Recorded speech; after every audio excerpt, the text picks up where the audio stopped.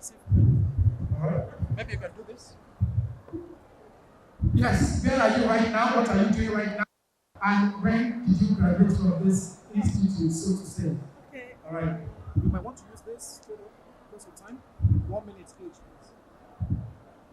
Your Excellency, the Governor of Lagos State, sir, Mr. Governor, sir, all protocol duly observed. My name is Borokini Safiat Modupeola. I'm an ex-graduate of WAPA.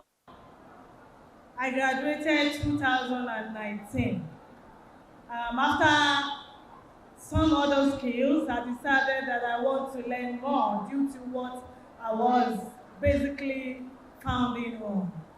And I decided to learn the carpentry work. So I can tell you I am a certified carpenter, a female carpenter.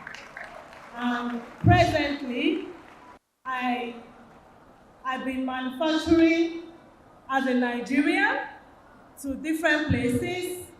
And after COVID, there were a few challenges. And what I would say is being perseverant, dedicated, you do a lot of things with integrity, and you make sure that you are very well identified with what you are able to do. What you learn or acquire around here might look cheap to you. When I wanted to start, I checked out the syllabus in Europe and the syllabus of carpentry in Lagos State. The difference were just 2 outline courses. And over there, you pay thousands of euros for these courses. It might look cheap to you now, but I would advise that for every graduate here, you should please take it very important. A nation that educates its youth has been able to invest in youth so that the future of that nation will not be jeopardized.